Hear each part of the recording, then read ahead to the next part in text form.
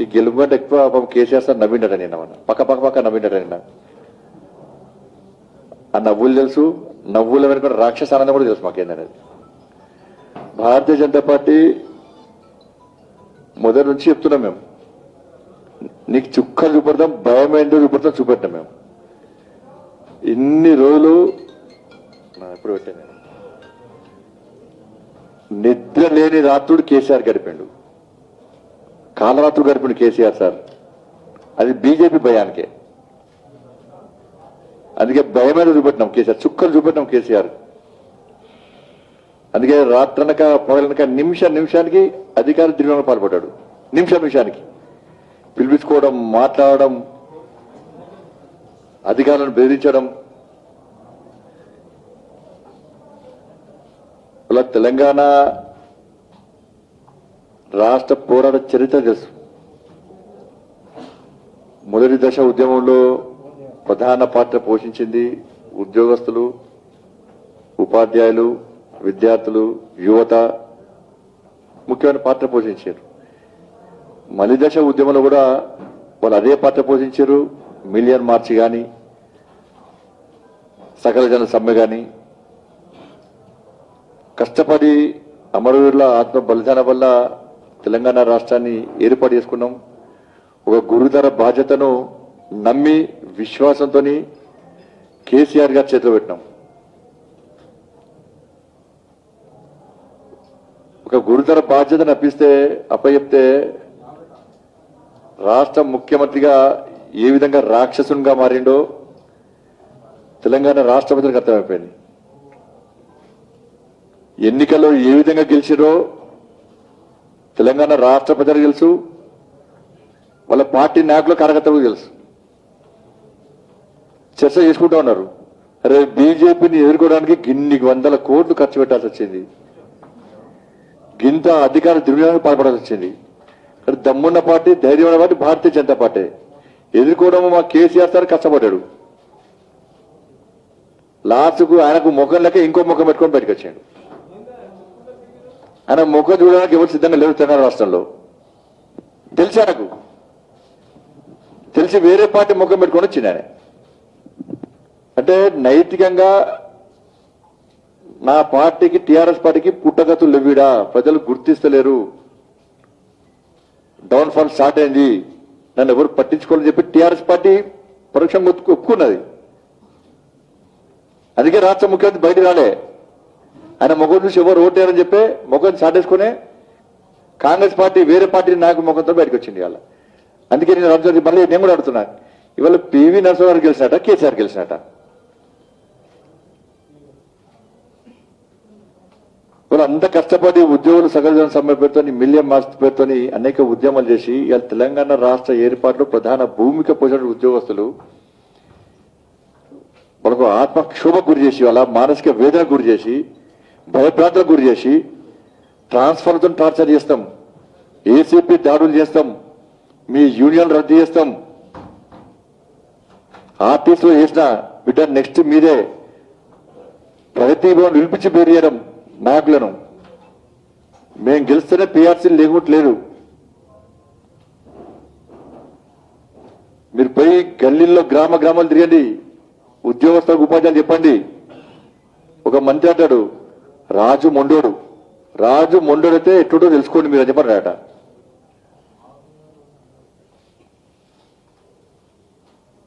అంటే ఇట్లా మానసిక వేదన గురి చేసి ఇవాళ ఉద్యోగస్తులను బెదిరించి కోట్ల రూపాయలు బెదిరాలి. వాళ్ళ అడ్డదారిలో గెలిచిన విషయము అందరు తెలిసిందే. ఇలా ఏం సాధించలే. Bharatiya Janata party voting percentage పెరిగింది, ఓట్ల శాతం పెరిగింది మాది. టీఆర్ఎస్ పార్టీది 2010 నుంచి బేరేజ్ వేసుకుంటే మొత్తం ఓటింగ్ శాతం, పోలింగ్ శాతం వాళ్ళది ఓట్ల శాతం తగ్గింది. నైతిక విజయం భారతీయ జనతా పార్టీదే. వాళ్ళు ఏదో జబ్బదచ్చుకున్నట్టు ఏదో ఎగురుతురు కావచ్చు, కానీ వాళ్ళ లోపల భయం స్టార్ట్ అయింది. గింత వేస్తే కూడా ఈ స్థాయిలో గెలుస్తాము, ఓట్ల శాతం పెరిగలే మనకు, ఏం చేస్తే గెలుస్తామని చెప్పి అబద్ధాలు చెప్పినా గెలవకపోతే బేసినాక ఈ శాతం వచ్చే ఎట్లా గెలుస్తామే అని చెప్పి అలా వాళ్ళ భయం స్టార్ట్ అయింది. ఆ భయం అనేది ఇవాళ తెలంగాణ రాష్ట్రంలో భారతీయ జనతా పార్టీ వాళ్ళనే, వేరే పార్టీలో తెలంగాణ రాష్ట్రంలో ఇక అన్ని పార్టీలు అడ్రస్ కూడా గెలంతనాయి. వాళ్ళు అన్ని పార్టీలు చాలా మంది వ్యక్తులు కూడా ఎన్నికల్లో పోటీ చేసారు తప్ప వాళ్ళ లక్ష్యము కేవలం భారతీయ జనతా పార్టీ ఓడగొట్టడమే. భారతీయ జనతా పార్టీ ఓడగొట్టడం మాత్రమే కొంతమంది పోటీ చేశారు. కానీ నైతికంగా విజయం భారతీయ జనతా పార్టీ సాధించింది. దాన్ని గుర్తుంచుకోవాల్సిన అవసరం ఉంది. ఇవాళ రాష్ట్ర ముఖ్యమంత్రి గారు అన్నారు, మొత్తం రాష్ట్ర ఉద్యోగస్తులు అందరూ కూడా గల్లా ఎగరేస్తుంది తిరిగాని చెప్పి. ఏదో ఉన్న శాస్త్రము ఒడ్డెక్కదాకా ఏదో ఉంది ఆ శాస్త్రం, ఓడవలన్నా ఒడ్డెక్కినాక ఓడిపాల. అదేనది. నువ్వు మంచి ఆలోచన ఉంటే తప్పక మేము సహకరిస్తాం, ఉద్యోగులు సహకరిస్తారు. కేంద్ర ప్రభుత్వ ఉద్యోగం కంటే ఎక్కువ ఇవ్వాల్సిందే. కేంద్ర ప్రభుత్వ ఉద్యోగం కంటే శాలరీస్ ఇవ్వాల్సిందే, ఎక్కువ ఇవ్వాల్సిందే. బెనిఫిట్స్ కూడా ఇవ్వాల్సిందే. పిఆర్సీ అన్నావు, ఇవాళ కోవిడ్ అంటున్నావు, కోవిడ్ పేరుతో చెప్తున్నావు. 2018లో ఇవ్వాల్సిన పిఆర్సీ ఎందుకు ఇవ్వాలి? అప్పుడు బంగారు తెలంగాణ కదా. మరి బంగారు తెలంగాణలో ఇవ్వాల్సిన పిఆర్సీ తప్పకుండా పోయినసారి కంటే ఎక్కువ ఇవ్వాల్సిందే. పోయినసారి 43% ఫిట్మెంట్ ఇచ్చినావు, ఈసారి ఎక్కువ ఇవ్వాల్సిందే. వాళ్లకు రావాల్సిన బెనిఫిట్స్ కూడా నగదు రూపంలో ఇవ్వాల్సిందే.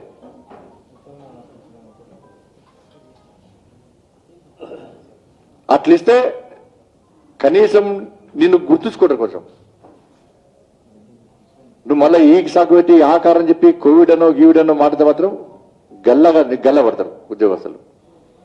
ఎవరి కూర్చో గ్రౌండ్ స్థాయి రిపోర్ట్ తెప్పించుకో. రాష్ట్ర ముఖ్యమంత్రి ఇంటాడు, బీజేపీ ప్రెస్ మీట్ పోయి కూర్చుంటే మంచిగా ఇంటాడు, పొద్దున్న లేస్తారు. ఇవాళ ఆయన ఆనందం చూస్తుంటే లోపల భయం స్టార్ట్ అయింది. భయం రాక్షసానందం పోతుండే ఆనందం చూస్తుంటే. అబ్బా ఇన్ని రోజులు వీడికి కేసారు, మొత్తం చర్చ జరుగుతుంది. అబ్బా భారతీయ జనతా పార్టీ పోరాటం వల్లనే ముఖ్యమంత్రి ఇన్ని రోజులు బయటకు వచ్చింది, ఇప్పుడు నవ్వుతానని చెప్పి. ఇన్ని రోజులు అవ్వాలంటే భారతీయ జనతా పార్టీ భయమే.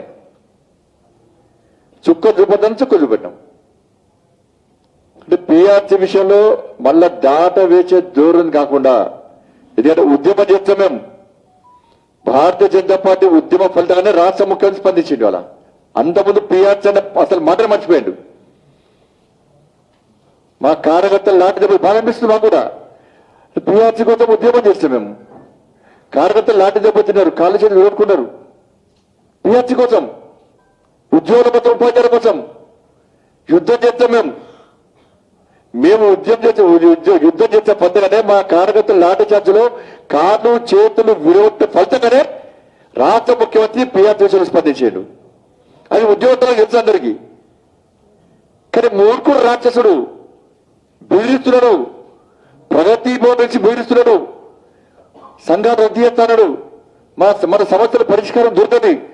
పోతే మూర్ఖుడి ఒక్కసారి ఓటేద్దాం. కానీ నిజమైన పార్టీ భారతీయ జనతా పార్టీ, ప్రత్యామ్నాయ party Bharatiya Janata party. Bharatiya Janata party లక్ష్యము 2023 ఈ రాక్షసుని పాలన, ఈ మూర్ఖుని పాలన అంతమొందించాలి, గడిల పాలన అంతమొందించాలి. దానికి మనం సహకరిద్దాం. ఈ ఒక్కసారి ఓటేద్దాం మూర్ఖుడికి, లేకుంటే వాళ్ళు ఇబ్బంది పెడతాడు. పిఆర్సీ అంటున్నాడు, ఇప్పటికే ఇబ్బందులు ఉన్నాం మనం అని చెప్పి భయపడే బాధతోని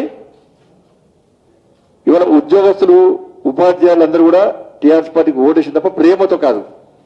ఆ విషయం టీఆర్ఎస్ పార్టీ గ్రౌండ్ స్థాయిలో రిపోర్ట్ తెప్పించుకోవాలి, రాష్ట్ర ముఖ్యం తెప్పించుకోవడం చేసేది లేదు. మళ్ళీ బయటికి రాడు, మళ్ళీ 5 సంవత్సరాలు బయటికి రాడు, 3 సంవత్సరాలు మళ్ళీ వస్తాడు, ఫామ్ హౌస్ వస్తాడు, మళ్ళీ బయటికి రాడు. ఇక కానీ అందరూ బాధపడుతున్నారు. ఇవాళ మాకు కూడా బాధ అనిపిస్తుంది. ఇంత కొట్లాడితే భయపడాల్సిన అవసరం లేదు రాష్ట్ర ముఖ్యమంత్రికి. భారతీయ జనతా పార్టీ పట్టిన భయం ఏందో.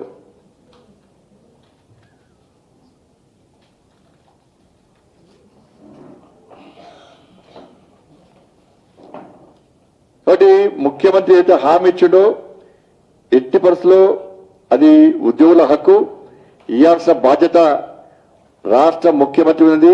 నువ్వు బ్లాక్ మెయిల్ చేసి ఏదో రాజకీయాలు చేయాలనుకుంటున్నావు.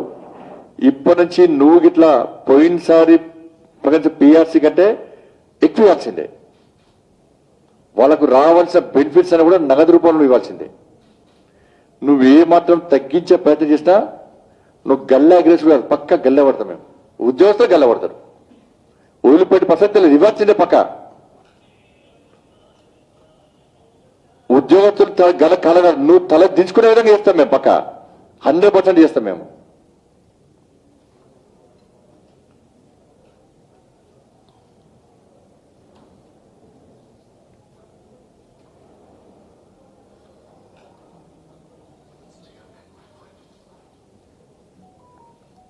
ఇలా అదేవిధంగా నోటిఫికేషన్ వెంటనే ఇవ్వాల్సిందే. ఎన్నికలకు ముందే వారం రోజులు నోటిఫికేషన్ ఇస్తాను, 80% ఇవ్వాల్సిందే. నిరుద్యోగ భృతి 2018 ఎన్నికల సందర్భంగా ముఖ్యమంత్రి బాధ్యత చేపట్టే సందర్భంగా ఏ విధంగా నిరుద్యోగ భృతి ఇస్తారో అప్పటి నుంచి ఇప్పటి వరకు పూర్తిగా నిరుద్యోగ భృతి ఇవ్వాల్సిందే. ప్రైవేటు విద్యా సంస్థలో పనిచేసినటువంటి ఆ ఉద్యోగులకు తప్పకుండా ప్రత్యేకంగా ఏదైనా సంక్షేమ పథకం ప్రవేశపెట్టాల్సిందే. వాళ్ళను పూర్తి స్థాయిలో ఆదుకోవాల్సిందే. వాళ్ళందరూ గెలిపించారు. నేను నమ్మకంతో పాల్పడకు. నువ్వు ఇది గెలుపు 70% మంది ప్రజలు వ్యతిరేకించారు టీఆర్ఎస్ పార్టీని. 70% మంది ఓటర్స్ టీఆర్ఎస్ పార్టీని వ్యతిరేకించారు. వ్యతిరేక ఓటు చీలడం వల్లనే టీఆర్ఎస్ పార్టీ గెలిచింది. వ్యతిరేక ఓటు చీలడం వల్లనే 70% మంది ప్రజలు ఓటర్స్ టీఆర్ఎస్ పార్టీని వ్యతిరేకించిన విషయాన్ని టీఆర్ఎస్ పార్టీ గుర్తుంచుకోవాల్సిన అవసరం ఉంది. అందుకే సంబరాలు చేసుకోవడం కూడా భయపడుతున్నారు. చేసుకోవాలా వద్దని ఇన్కమ్ అవుతున్నారు. కింది స్థాయిలో కార్యకర్తలకు ఉత్సాహం లేదు, టీఆర్ఎస్ పార్టీ కార్యకర్తలకు ఉత్సాహం లేదు. 70% మంది వ్యతిరేకించిన వాళ్ళని వ్యతిరేక చీరడం వల్లనే ఇన్ని 100 కోట్లు ఖర్చు పెట్టడం వల్లనే మనం గెలిచాం. ఇక రాబోయే ఇంకెక్కడ పరిస్థితి 2020 ఎట్లా ఆపుతాం మనం? అప్పుడు ఎవరు భయపడరు, ఎవరు అని వాళ్ళ భయం స్టార్ట్ అయింది.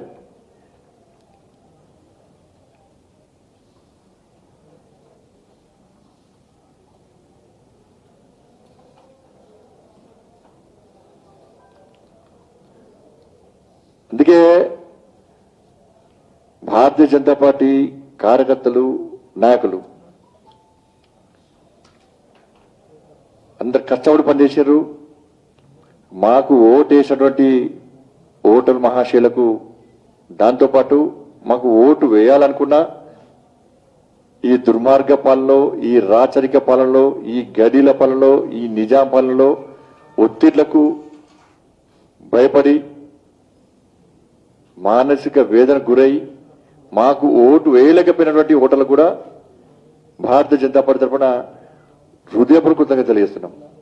కష్టపడి పనిచేసిన కార్యకర్తలందరూ కూడా కష్టపడి పనిచేసిన ఫలితంగానే ఈరోజు టీఆర్ఎస్ పార్టీ చుక్కలు చూపట్టాం. మేము మంత్రులు, ఎమ్మెల్యేలు అందరూ ఎక్కడికక్కడ చివరి రోజులో ఇంకా డబ్బులు సంచులు అడిగి ఉన్నాయి, తీసుకుంటూ ఇవ్వలేరు.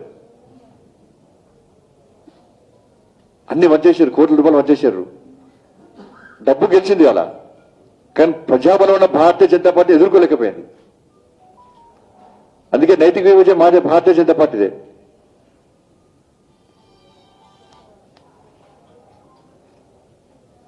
మాకు ఓటంలో కొత్త కాదు. గెలిస్తే పొంగిపోము, ఓడిపోతే కుంగిపోము. అన్ని అనుభవంలో నాకు పార్టీ భారతీయ జనతా పార్టీ, అన్ని ఎదుర్కొన్న పార్టీ భారతీయ జనతా పార్టీ. ఒక లక్ష్యం మా ముందుంది, ఒక ప్రణాళిక మా ముందుంది. ఆ లక్ష్యం 2020లో తెలంగాణ రాష్ట్రంలో 80% అధికారం రావడం, ఈ గడిల పాలన అంతమందించడం, రాక్షస పాలన అంతమందించడం.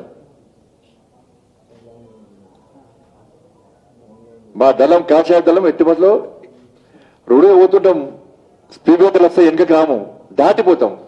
ఇవన్నీ ఓటంలో స్పీడ్ బ్రేకర్ లాంటి వాడిని కూడా ఏ విధంగా ముందు వాళ్ళు పక్క ముందు పోతాం. మేము మా జోష్ దగ్గరే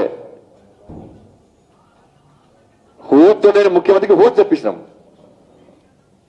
సోయి తప్పకుండా ఇన్ని రోజులు ఫామ్ అవుతున్న ముఖ్యమంత్రికి కనీసం సోయి వచ్చే విధంగా చేసే ప్రయత్నం చేసి, ఇంకా రాలేదు సోయి, రాలేదు, సోయిలోకి రాలేదు. ఇంకా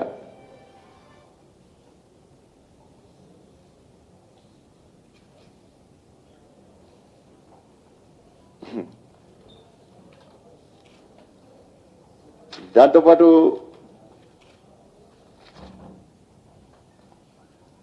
ఎన్నికల్లో కొన్ని పార్టీలు అన్ని పార్టీలు కలిసి టీఆర్ఎస్ పార్టీకి హస్తం అందించినాయి. అన్ని పార్టీలు కలిసి ఇవన్నిటికీ ఒకటే ఆలోచన, గెలవాలని కాదు, పోటీ అనే ఆలోచన కాదు. వీళ్ళందరూ కూడా బీజేపీని ఓడించాలి. టీఆర్ఎస్ పార్టీతో పాటు అన్ని పార్టీలు కూడా అదే భయపడుతున్నది, బీజేపీని ఓడించాలి, బీజేపీని ఓడించి తీరాలి. టీఆర్ఎస్ పార్టీని ప్రోత్సహించే ప్రయత్నం కొన్ని పార్టీలు చేస్తున్నాయి. భారతీయ జనతా పార్టీని అడ్డుకోవడానికి టీఆర్ఎస్ పార్టీ ప్రత్యక్షంగా పరోక్షంగా కొన్ని పార్టీలకు సహకరిస్తున్నది. వీరందరూ కలిసి భారతీయ జనతా పార్టీ అడ్డుకునే ప్రయత్నం చేస్తున్నారు. ఎదుర్కొనే దమ్ము లేక అడ్డదాలు వచ్చే ప్రయత్నం చేస్తున్నారు. ఇది మేం చెప్పడం కాదు, వాళ్ళ పార్టీ కార్యకర్తలు నాయకులు చెప్పుకుంటున్నారు. అందుకే ప్రజల దృష్టి ప్రజలందరూ విశ్వాసం వచ్చేసింది, భారతీయ జనతా పార్టీ ఈ తెలంగాణ రాష్ట్రంలో టీఆర్ఎస్ పార్టీని ఇతర పార్టీ ఎదుర్కొనే దమ్మున్న పార్టీ అని చెప్పి. టీఆర్ఎస్ పార్టీకి ఏం లేదు, కూలిపోయే అందరికి ఏదో నేటు అడ్డబెట్టి రెడీ చేస్తాను కదా. అందుకే ఆ కూలిపోయే అందరికి నేను అగ్నిదేవుడు మొత్తం వంట పెట్టాను. నిన్న పాపం ఏం ప్రమాదం జరగలేదు, సంతోషం. రాష్ట్ర ముఖ్య సురుకు పెట్టింది అగ్నిదేవుడు కూడా సురుకు పెట్టింది. ఆ సురుకాన్ని అలుగేదో లేదు మరి ఆయనకి. ఇంకా అడ్డదారులు గెలుస్తున్నావు, అక్రమద్దరు గెలుస్తున్నావు, బెదిరించి గెలుస్తున్నావు, బ్లాక్ మెయిల్ చేసి గెలుస్తున్నావు, మూడు కూడా ఇట్లా గెలుస్తావా అని చెప్పి సురుకు పెట్టి నేను ఆగిపోయాను.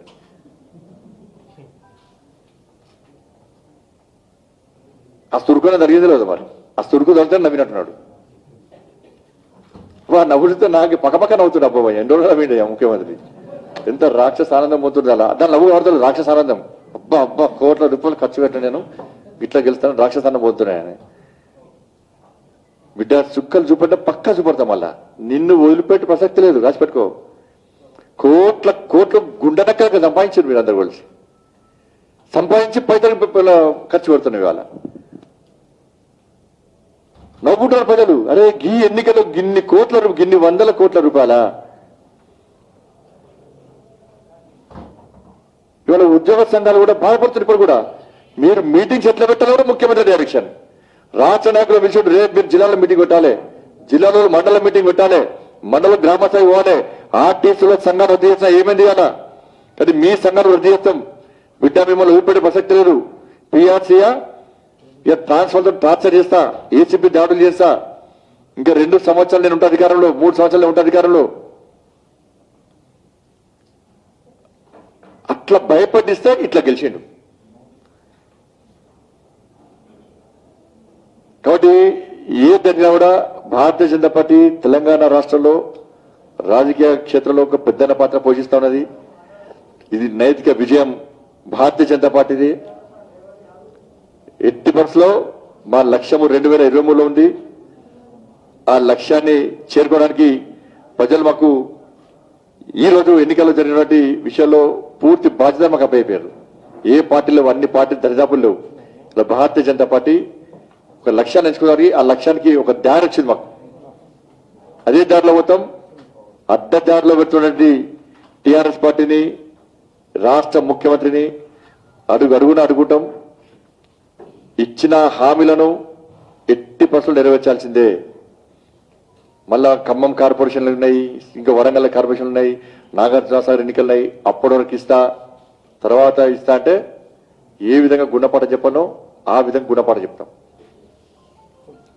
మేము యుద్ధాన్ని ప్రారంభించినాం, అగ్రెసివ్ కొట్లాడుతున్నాం. మేము కొట్లాడిన ఫలితంగానే రాష్ట్ర ముఖ్యమంత్రి దిగొచ్చిండు. ఈరోజు స్పందించే ప్రయత్నం చేస్తున్నాడు. కాబట్టి ఆ లక్ష్య దారి అదే దారిలో పోతాం, అదే పందాన్ని కొనసాగిస్తాం. మా కార్యకర్తల సిద్ధాంతం కోసం పనిచేసే పార్టీ మాది, సిద్ధాంత పరంగా పనిచేసే పార్టీ మాది. ఆ సిద్ధాంతాన్ని నమ్ముకొని, జెండా నమ్ముకొని పనిచేసే పార్టీ మాది. ఇతర పార్టీలకు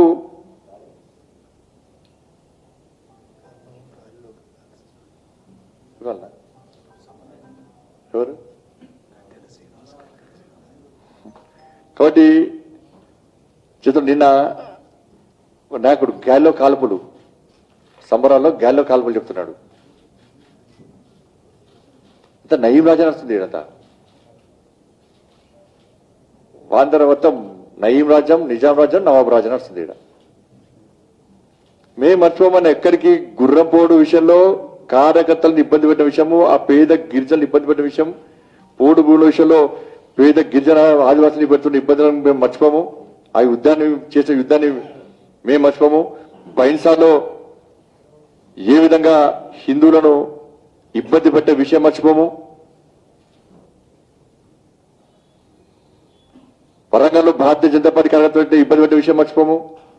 హైదరాబాద్ పడుతున్న ఇబ్బందులు మర్చిపోము. ఎంఐఎం పార్టీకి దాసోహమై అది చెప్పు చేతులు నడుతున్న విషయాన్ని మర్చిపోము. దేని మర్చిపోము. మేము పందాన్ని తీసుకున్నాం, ఆ పంద ప్రకారం పోతాం మేము. కాబట్టి గెలిచిన వెంటనే తుపాకులు ఇలా గాల్లో కాల్పులు జరుపుతున్నారంటే ఇక ఏ విధంగా నడుస్తుందో తెలంగాణ రాష్ట్రంలో అర్థించాల్సిన అవసరం ఉంది. కాబట్టి ఉద్యోగస్తులకు ఉపాధి అందరూ కూడా మేము ఎట్టి బస్సులో మీకు భరోసా ఇస్తున్నాం. రాష్ట్ర ముఖ్యమంత్రి మీకు ఇచ్చిన హామీలను నెరవేర్చే వరకు కూడా మీకన్నగా భారతీయ జనతా పార్టీ ఉంటుంది. మీరు మాకు స్ఫూర్తి ఇచ్చారు, తప్పకుండా దానిలో స్ఫూర్తి తీసుకుంటాం. ఎట్టి బస్సులో యుద్ధాన్ని కొనసాగిస్తాం. 2023లో కాషాయం జనాన్ని తెలంగాణ గడ్డ మీద రేపు ఆడిస్తాం.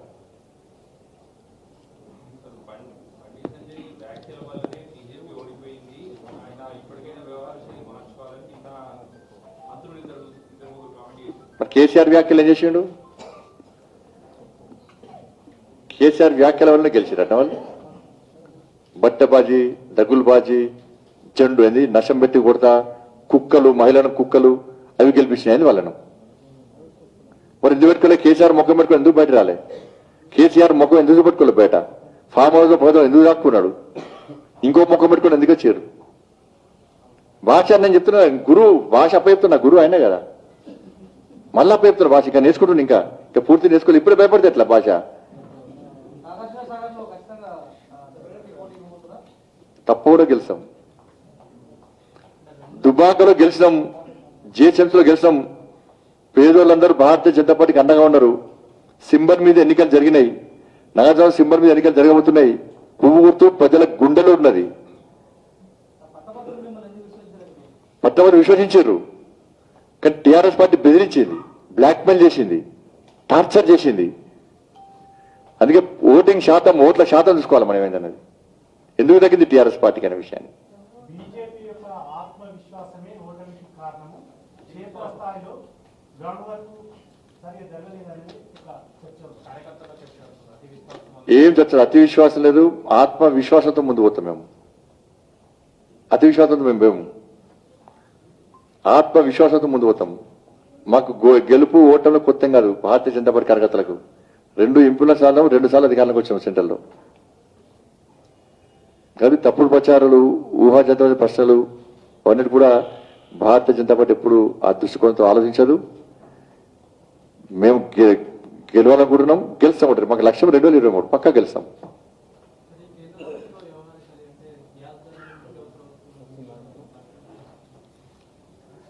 టీఆర్ఎస్ పార్టీ కేంద్రానికి జరిగిన ఎన్నికలు కాదు ఇవి.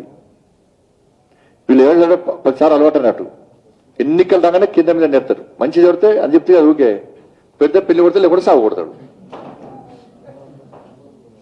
ఏమైనా కేంద్రమే. నేను అంటున్నా ప్రతిసారి కేంద్రం ఏమి ఇచ్చింది? కేంద్రం విషయంగా నువ్వు వీకేది అంటున్నాడా? అన్ని కేంద్రం విషయంగా నువ్వు వీకేది ఏందిరా? నువ్వు ఎందుకు రాష్ట్ర ముఖ్యమంత్రిగా? మరి అందుకే ఏం బిక్తని చెప్పి ప్రధానమంత్రి కావాలనుకుంటున్నట్టే. ఇలా ఒడిచిండి ఆడ కొడతాడు పోయిన. అనగా అప్పుడు పోయి కేంద్రం ఇచ్చేస్తలేదు పోయి ఢిల్లీ పోతా కత్తి దింపుతారు కదా. ఏమేమి కత్తి ఏడమైంది? కత్తి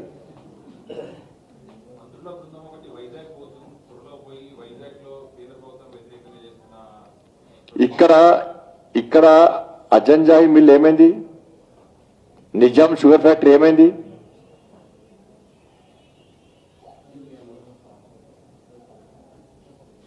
దాని గురించి ఫస్ట్ మాట్లాడమని చెప్పండి. పోతే ఇబ్బంది లేదు. వీళ్ళు ఓడిచారు, పోయి ఓడుతుంది. పోటీ కాలం పోతారు, అటు పోతే పట్టించుకుంటారు.